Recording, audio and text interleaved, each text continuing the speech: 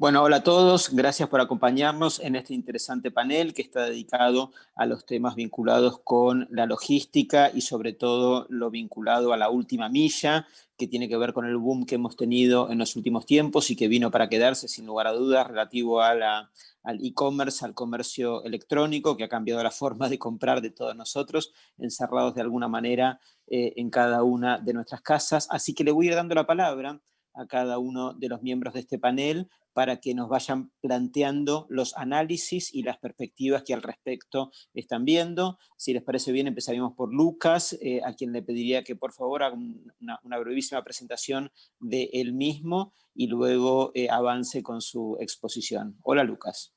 ¿Cómo estás, Damián? ¿Todo bien? Bueno, mi nombre es Lucas de Salvo, estoy a cargo del área de investigación de mercados para Cushman, Argentina.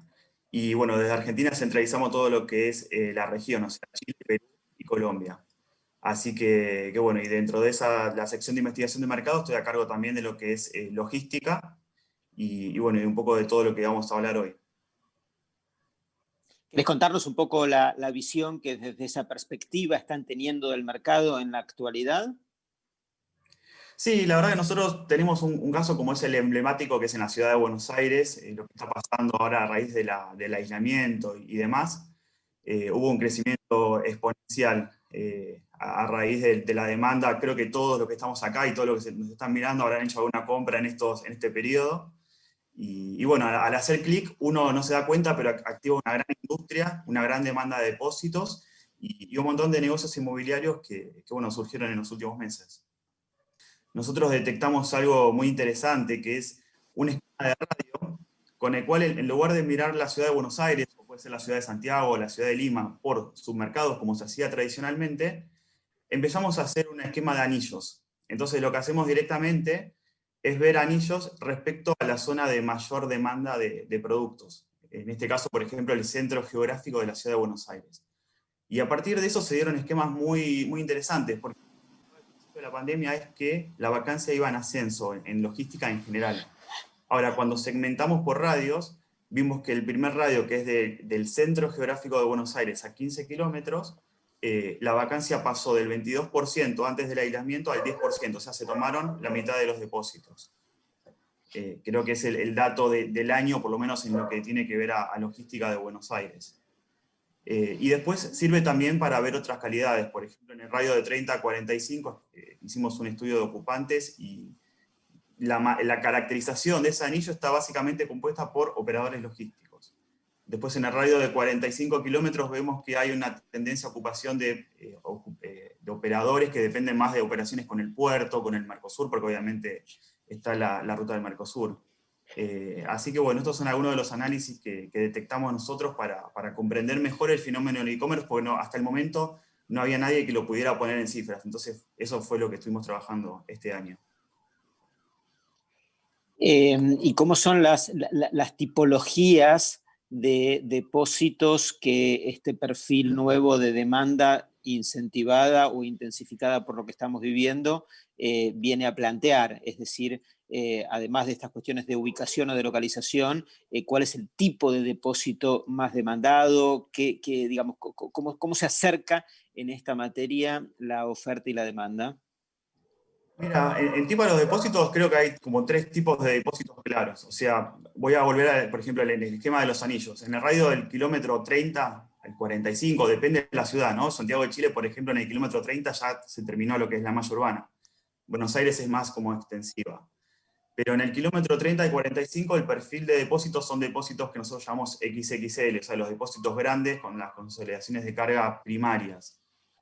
El nuevo negocio empieza a aparecer del kilómetro 15 al centro urbano, ¿no? Donde empiezan a aparecer los depósitos urbanos, depósitos de 3.000 a 5.000 metros, y ahí empieza también a caer en la imaginación del inversor. Acá hay múltiples, o sea, puede ser un depósito existente, puede ser un estacionamiento se traduzca ahora en un depósito urbano.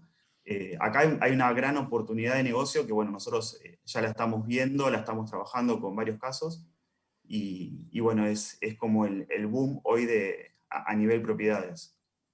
Sí, en principio, bueno, lo que hablaba antes son estos depósitos, la tipología tipo sería depósitos de 3.000 a 5.000 metros, es la superficie demandada. Las alturas no son tantas como en los depósitos clásicos, que se buscaba a partir de 12 metros. Acá son alturas muy menores, quizás 6 metros o 5 metros. Quizás puede ser en varias plantas. Y lo que te hablaba antes de la imaginación del inversor es porque puede ser una propiedad que era depósito, pero también se puede reconvertir propiedades, que creo que va a ser el fenómeno que va a empezar a pasar y que estamos viendo. Entonces, bueno, eso es un poco la clave. A nivel tecnológico necesitan menos tecnología, o sea, no necesitan, por ejemplo, docks de cargas y descargas tan complejos como los grandes centros. Acá hablamos de vehículos utilitarios que llegan y terminan de desconsolidar la última milla de carga, o sea, ya el paquete más pequeño, entonces, bueno, no requiere tanto.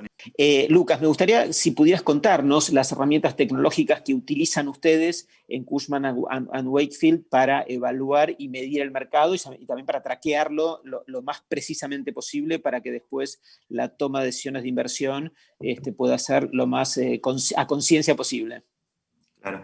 Sí, la verdad que hoy, bueno, no podemos hablar como de una herramienta, sino que son varias, y a su vez son herramientas que van conjugando entre research, que tiene el dato, y broker, que tiene la realidad. Entonces tratamos de conjugar realidad con dato y hacer análisis en tiempo real. Una de ellas es, ahí estoy mostrando, por ejemplo, lo que son el radio de anillos, está montado sobre Power BI, entonces tenemos un dashboard, y eso nos permite tener información precisa prácticamente en tiempo real, y donde podemos ver distintos análisis, y ya no es un informe plano, sino que el usuario entra y nada, y puede ver hasta la vacancia de su depósito. Después, en función de dónde ubicar un centro logístico, dónde conviene y demás, estuvimos explorando y tenemos un largo trayecto ya en lo que es teledetección con imágenes satelitales. Una tecnología que hasta hace 10 años o 5 años era como exclusiva del sector agrícola en la Argentina y en el resto del mundo. Es un sistema, para quienes no lo conocen, con el cual, con imágenes satelitales y con la reflexión de la luz que da la Tierra, se ve el estado de vegetación y demás. Esa tecnología nosotros la trajimos a Argentina, la cruzamos con los datos que hay en ARBA y toda la gente que mide las cuestiones de parcela, y con eso detectamos la construcción. Esto es a nivel mundial, en este caso es de Buenos Aires, que lo que estoy mostrando es, en la mancha naranja se ve cómo era la ciudad de Buenos Aires hasta 1987, dónde estaba construida, que era básicamente en la ciudad de Buenos Aires, y la mancha celeste muestra cómo se empalma con la serie del 2019, o sea, la ciudad efectivamente, algo que se dice siempre en construcción, que las ciudades crecen hacia norte, acá lo vemos con datos.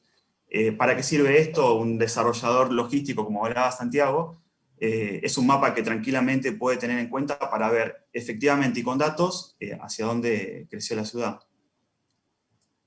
Y después, por último, también trajo una imagen interesante, que esto es un informe que hicimos hace 2 años y lo seguimos actualizando, que también mediante este mismo uso de tecnologías podemos ver la vacancia y disponibilidad de tierras. Entonces, nada, partimos con datos para una mejor toma de decisión, siempre aplicada con inteligencia de negocios. Perfecto, y entonces podemos pasar a Santiago, ¿verdad? Que quizás es Sí. una información muy rica para entender el termómetro de mercado, que además vos bien, Lucas, nos estás anticipando que lo ves como mercado recalentado, y la verdad que Sí. no hay ninguna duda que es una temática de la que se habla mucho, ¿verdad? Y que es muy fácil sintonizar el interés en esa temática con lo que está en la cabeza de todo el mundo, porque con todo el mundo en su casa comprando lo que sea por internet, es como que se crea esta fantasía o expectativa que vos bien mencionás, Lucas, de un mercado que debería presentar una enorme cantidad de oportunidades de inversión en el mundo inmobiliario. Quizás Santiago, más cercano, como bien decías, Lucas, del mundo al mundo del brokerage, podría contarnos un poco más, bueno, la enorme cantidad de transacciones que probablemente esté haciendo. Así que, Santiago, estamos en tus manos. ¿Qué tal? ¿Cómo están? Bien. Bueno, me alegro. Mirá, la realidad es que al principio de la pandemia, cuando todo este gran revuelo empezó sobre los depósitos de última milla, recuerdo por allí alguna nota en los diarios que hablaba de que todo ese ruido que había alrededor de esto no se traducía en demanda. Y bueno, mi explicación en ese momento era, bueno, dennos algunos días para que esto se traduzca en demanda o se traduzca Está en muy negocio. bien, está muy bien. Entonces, lo que nosotros creemos es que, y siempre yo pensé lo mismo respecto de cualquier tendencia, digo, cuando las tendencias en nuestro mercado son tan abrumadoras, los números terminan siendo abrumadores, los indicadores terminan siendo abrumadores. Quizás hay tendencias que son más incipientes o tienen algún grado de sentido que después no se traducen a la realidad. Ahora, cuando era tan notorio, digamos, yo me animé a decirlo en más de un reportaje y no tengo ninguna bola de cristal, decía, yo estoy absolutamente convencido que la vacancia va a bajar. Bueno, y efectivamente, Sí, como bien Lucas nos anticipaba, y lo tiene evidentemente bien medido, bajó a la mitad de la vacancia. O sea, definitivamente es un indicador potente, ¿verdad?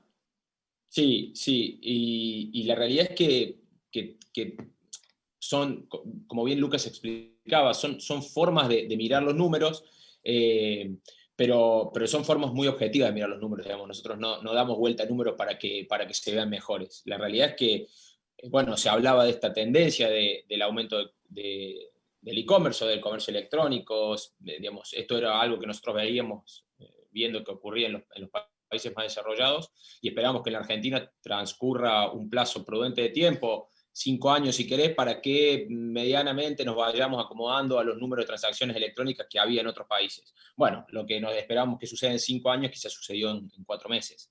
De manera Tremendo. que nadie, de manera que nadie estaba preparado para semejante cambio, ni las empresas que lo hacían, ni los software que permiten que esto se haga, ni el mercado inmobiliario, de alguna manera, para soportar esta demanda. Entonces, bueno, transcurre un tiempo hasta que se acomode, hasta que se empiecen a adaptar inmuebles, y hasta que, en definitiva, toda esa cadena de suministro se haga lo suficientemente eficiente para que la experiencia de compra sea cada vez mejor. Porque Hoy, además, Santiago, perdóname que te interrumpa, pero digo, uno eh, tiende a pensar que comparado con otros mercados más desarrollados, el fuertísimo crecimiento del e-commerce que hemos tenido en los últimos meses en la Argentina es posible que nos ponga simplemente en los primeros escalones de una escalera bastante más pronunciada a la que le faltan un montón de otros escalones por subir. Es decir, difícil pensar que ya estemos en la instancia de buscar un equilibrio entre la oferta y la demanda, porque pareciera ser que el e-commerce vino para quedarse y para generalizarse de manera mucho más intensiva, con lo cual es posible que esta absorción que hemos tenido, que ustedes han medido que hemos tenido en los últimos tiempos, siga generando niveles de vacancia cada vez menores, ¿verdad? sí, y lo interesante del análisis que mencionaba Lucas es que nosotros ahí marcamos como un epicentro la ciudad de Buenos Aires. Bueno, ahora lo que yo creo que va a ocurrir es que se van a multiplicar esos epicentros. Y en definitiva los epicentros son los grandes centros de consumo donde hay masa poblacional importante. Entonces, de repente, esos anillos pueden empezar a partir de la zona sur de Buenos Aires, el interior del país, en las grandes ciudades. Entonces, a ver, esto yo lo repito una y otra vez, no hay ninguna ciencia en el delivery rápido de los productos. Es el único punto ahí de estar cerca, que el paquete tiene que estar cerca de quien lo compra. Después, el resto, digamos, no es magia. Entonces, para eso tienen que estar los productos almacenados cerca de las casas de los consumidores, básicamente. Entonces, bueno, como siempre, todas estas tendencias y estas movidas, bueno, tienen o cobran mayor fuerza, o se hacen en realidad más rápido en la ciudad de Buenos Aires, claro, porque, bueno, por la densidad poblacional, por la cantidad de consumo, etc. Pero yo creo que eso se va a ir replicando y de hecho está sucediendo, digamos, hoy nosotros tenemos empresas dedicadas a este tipo de negocios que están mirando Córdoba, que están mirando Rosario, que están mirando el sur de la ciudad de Buenos Aires o del área metropolitana, si querés, de la zona norte. Nos ha pasado de cerrar contratos de esta tipología de depósitos en municipios de la zona norte del conurbano, donde también hay una gran masa de gente que compra, y bueno, entonces de repente lo que se reparte en la zona norte del conurbano sale de la zona norte del conurbano, no sale de capital ni sale de la zona sur. Entonces, son centros de eso, de última milla. Entonces, creo que va a terminar habiendo de estos en cada una de las grandes urbanizaciones.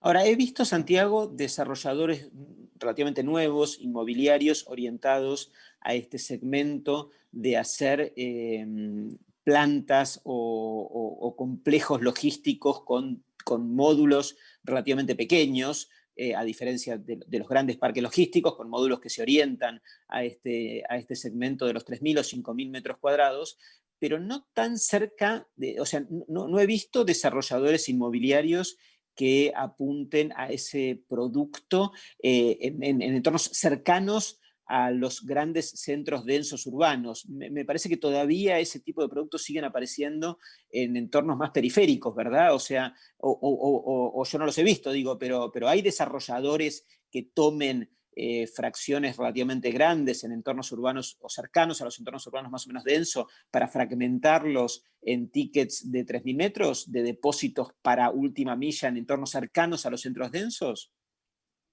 Sí hay, y lo que sucede con mayor frecuencia es que, lógicamente, más cercanos a los centros urbanos, la escasez de tierra es mayor. Claro. Entonces, lo que sucede generalmente es que viejas o antiguas plantas industriales que tenían otro uso Se en fragmentan. tiempo pasado, sí, dejaron de ser tal por cuestiones de permisos. Recordad que bueno, la industria en sí misma es poco amigable con el entorno, Correcto. y eso ha migrado a parques industriales, y estas plantas se han reconvertido, retransformado en centros divisibles para más de un usuario, multicliente, para este fin. Eso sí se ve, y encima eso tiene, para verlo desde el punto de vista del inversor, si querés, eso tiene aún un aliciente más, que generalmente a esas plantas se entra por valores muy bajos de venta, porque generalmente son activos en desuso, que las compañías no tienen en cuenta. Entonces, nosotros hemos visto o hemos participado de muchas transacciones de venta de ese tipo de plantas, donde se ha entrado un valor realmente muy conveniente, donde después de vuelta termina en que los números de alquiler terminan validando esa inversión, y la terminan haciendo muy interesante realmente. Y eso lo estamos haciendo, te diría que constantemente. Hay quienes replican este modelo, y hay empresas en Buenos Aires que tienen más de 10 predios de este tipo. Mirá qué bueno. Y bueno, y hay otros que a lo mejor tienen un solo predio, y eso incluye también un servicio, incluye una administración, incluye una sinergia, algo parecido a lo que pasa en un parque industrial, pero en menor escala. De menor escala y más pequeño. Y en esos casos Sí. están muy orientados a la renta, ¿verdad? O a la venta también de esas pequeñas piezas en las que se subdivide una ex planta industrial grande en el entorno semiurbano. No, te diría que en su totalidad están orientadas a la renta. A la renta. Sí, son inversores, o compañías locales que compran ese activo, lo modifican, lo readaptan, le dan las características técnicas necesarias, y después conservan ese activo para subdividirlo y alquilarlo, y bueno, cobrar una renta. ¿Cómo es cuál es el driver que motoriza al abordaje a ese tipo de negocios?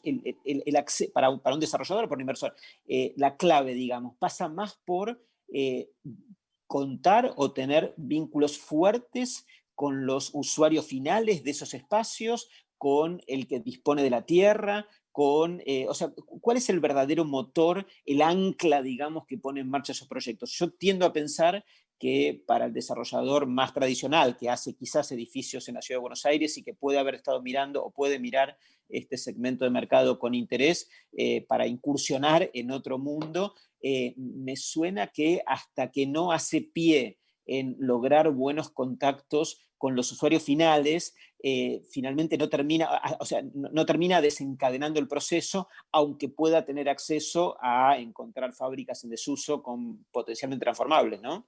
Es una pregunta igual. Sí, no, la realidad es que, como todo, es decir, es difícil tener acceso a esos usuarios si no tenés un producto para ofrecerles, Para mostrar.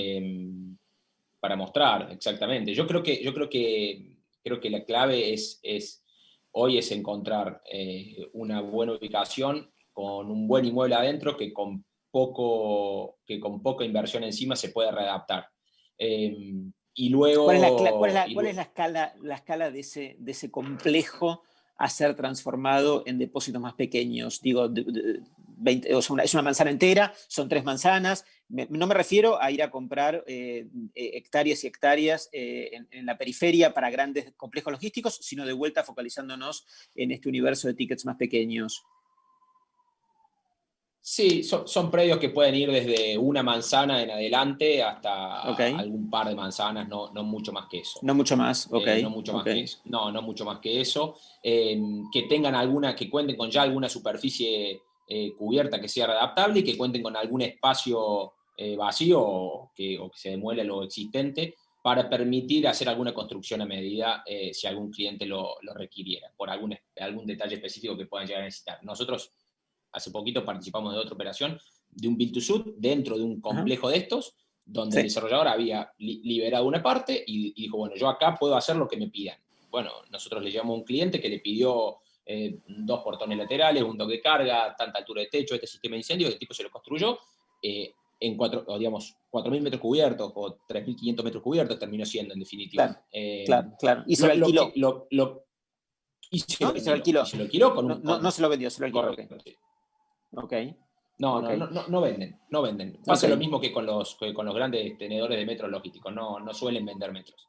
Y cuando decías servicios adicionales, ¿es un alquiler o efectivamente el dueño del complejo le presta otros servicios de alto impacto o por ahí son cosas menores? No, el dueño del complejo le presta otros servicios y el dueño del complejo... Mientras mayor sea el diferencial el servicio que pueda prestar, mayor va a ser la ventaja comparativa que tenga sobre otros competidores o sobre todo con depósitos aislados. Porque hoy el depósito aislado, tanto en grande superficie como en pequeña superficie, tiende a mostrar algunas desventajas sobre el predio que está en un complejo multicliente, sin duda. Y dame ejemplos, ¿en qué consisten esos servicios? ¿En qué consisten ejemplos, digamos? Mira, el core del negocio de la logística va a ser precisamente tener un espacio para almacenar paquetes y distribuirlos. Ahora, todo lo aledaño, oficinas, salas de capacitación, son compartidos. Vestuario, comedor, no tiene ningún sentido y no resiste ninguna operación que sean propios. Entonces, son compartidos. Es ahí cuando, exactamente, son compartidos. Y afuera estamos viendo, hoy afuera hay tendencias que como siempre van algunos años delante nuestro, pero hasta salones de fotografía y filmación para poder capturar imágenes de los productos, filmar los productos y que eso se suba a la red y después cada vendedor, digamos, lo pueda ofrecer vía internet. Y eso también es un servicio compartido. No tiene ningún sentido que el tipo que vende funda de celulares tenga su propio estudio de fotos, claro. Es un gusto compartir este espacio contigo, contarnos un poquito sintéticamente sobre vos mismo y qué están planteando en tu propio mercado. Gracias, Damián. Encantado de estar con todos ustedes y participar en esta conversación tan interesante que nos puede tomar mucho. Los he escuchado atentamente. Creo que vivimos situaciones similares. Yo me dedico acá en Perú, represento a Latam Logistic Properties. Nosotros somos un desarrollador inmobiliario especializado en almacenes logísticos e industriales. Tenemos en el país casi 5 años, aterrizamos en el 2016, venimos de una operación regional, empezando por Costa Rica, Colombia y Perú. En este momento tenemos operación en 3 países y en 5 años ya tenemos alrededor de 350.000 metros cuadrados techados de almacén en operación. Entonces, ¿qué decidimos en el del 2016 para Perú? Yo quiero empezar ahí, ¿no? Yo llevo metido en el mundo de infraestructura logística 10 años y el primer proyecto de almacenes en arriendo en Lima efectivamente empezó hace 10 años. Antes de eso había únicamente lo que comenta Santiago, fábricas en desuso en zonas marginales de la ciudad que se le ha dado un doble uso, ¿no?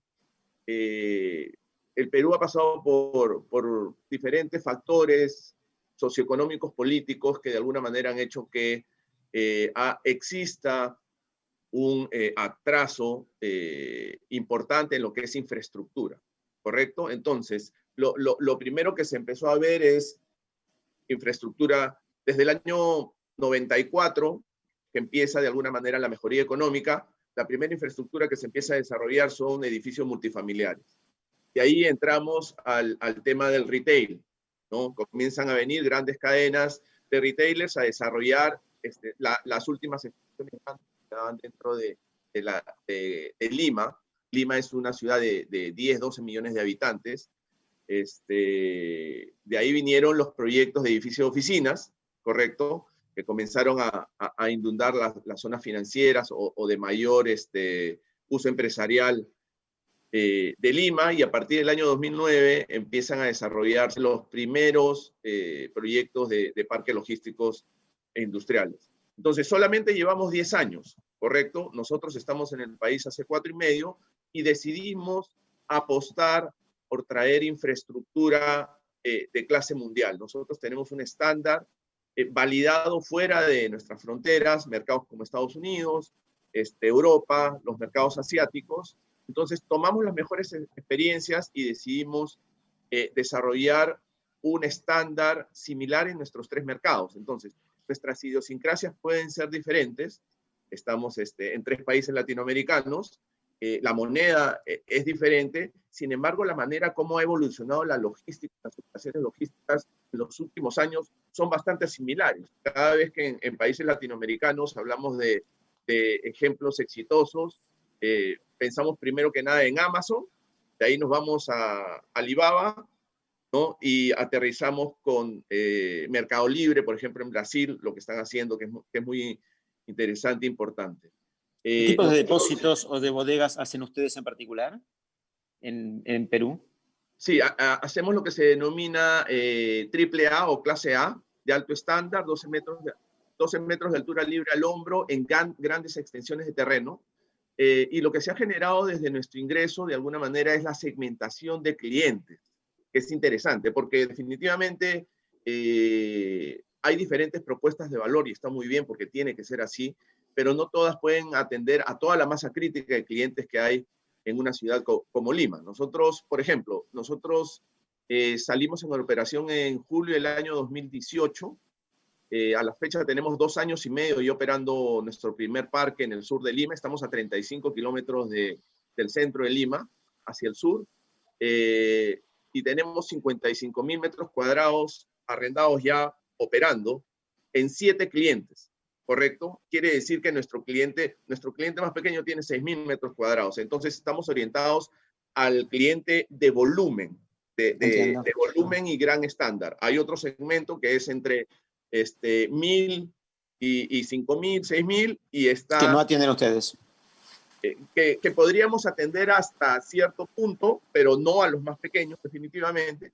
Y hay otro segmento que va entre 25, 50 metros cuadrados hasta 1,000, 1,500, que ha tenido, por falta de infraestructura de última milla en Lima, ha tenido que salir a zonas circundantes de donde está nuestro proyecto. Entonces, para una empresa pequeña que necesita 200, 300, 500 metros cuadrados, tener una operación a 35 kilómetros no es eficiente. ¿Qué es lo que pasa en Lima? El valor por metro cuadrado de la tierra es demasiado alto. Estamos hablando en el centro de la ciudad de valores cercanos a los $2,000.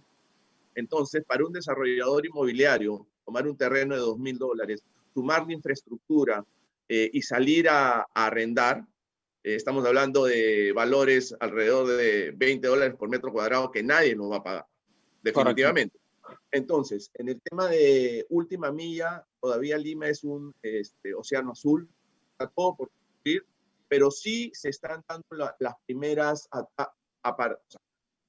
Hace 5 años nosotros apostamos por implementar en el mercado un estándar de clase mundial e-commerce, ¿correcto? Comenzamos a hablar con las diferentes empresas y todos nos dejaban el mensaje de que el e-commerce va a llegar, pero va a llegar en unos 10 años todavía en Perú, porque es algo que está madurando en mercados como Estados Unidos o Europa, ¿no? Llegó la pandemia y nosotros ya no salimos a hablar de e-commerce con los clientes. Los clientes vienen a hablar con nosotros de e-commerce y sus nuevas necesidades, porque cambió la manera en cómo el cliente compra.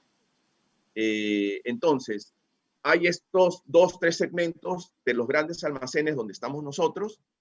No existe el segmento de última milla. Los grandes retailers latinoamericanos que tienen presencia en Lima, por ejemplo, están usando el sótano de sus tiendas por departamento, porque como ha bajado la visita de clientes, y lo están transformando para hacer última milla.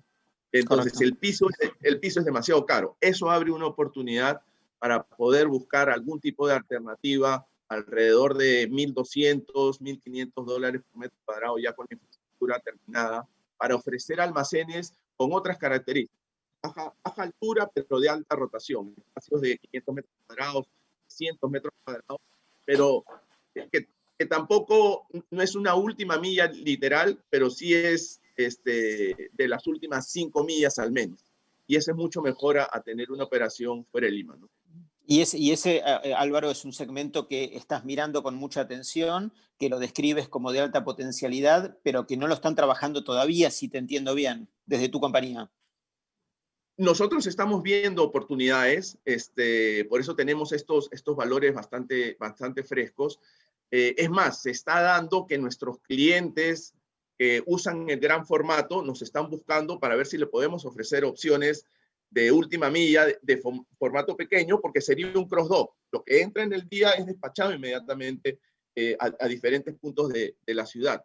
Y la problemática adicional que tiene Lima es los temas de vialidad. El tráfico acá es bastante denso. Ustedes han de haber escuchado cuáles son los reportes de Uber, y estamos en la ciudad 1 o 2 a nivel latinoamericano con problemas de tráfico. Entonces, hay varios factores que hacen que realmente uno tenga que ver qué posibilidades hay de desarrollar estos temas, ¿no? ¿Cuál es la otra desventaja? Que la tierra, al ser tan cara, viene a ser prohibitiva, y lo otro es que hay muy poca tierra disponible dentro de Lima. Lo más grande que vamos a encontrar son 10.000 metros cuadrados para desarrollar, ¿no? Pero los valores hacen que todavía sea prohibitivo, o que habría que evaluarlo bastante bien, ¿no? Me pregunto, la crisis del retail, ¿qué impacto puede terminar teniendo en los precios de las propiedades de los inmuebles urbanos en zonas más consolidadas o en zonas medianamente consolidadas? Sobre todo por el aumento de la vacancia de ese producto que, como vos bien decías, Álvaro, en algunos casos está llevando a algunos a reutilizarlos o a aprovechar esos espacios que hoy tienen menos demanda para que sean depósitos.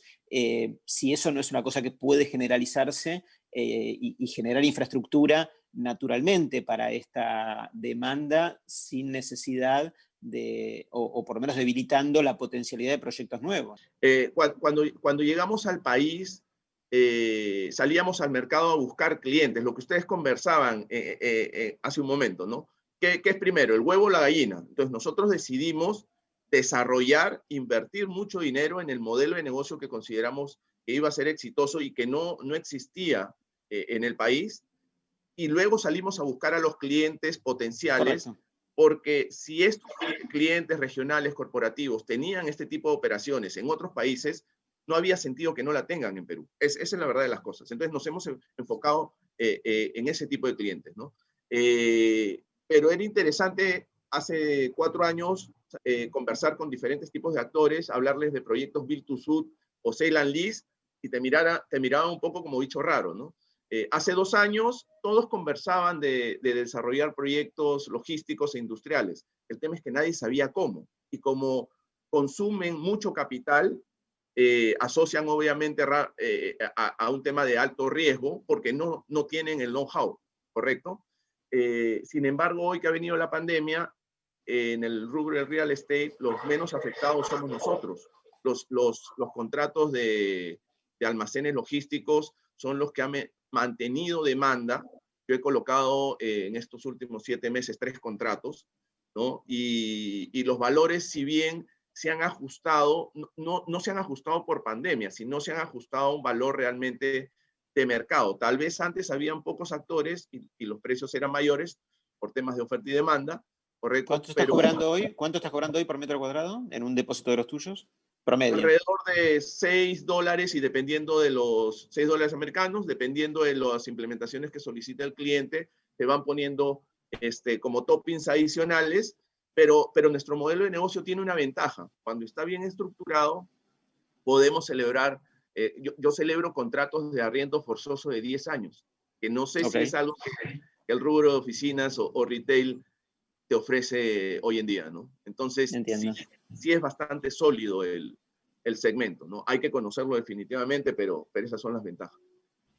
Simplemente hablar desde el punto de vista del desarrollador sobre algunas características que empiezan a aparecer en los parques logísticos e industriales, ¿no? Nosotros, por ejemplo, tenemos como entidad financiera que apalanca nuestros proyectos al IFC y junto con este partnership que hemos puesto o que hemos realizado para nuestro primer proyecto en Lima, ha venido también una certificación medioambiental, ¿correcto?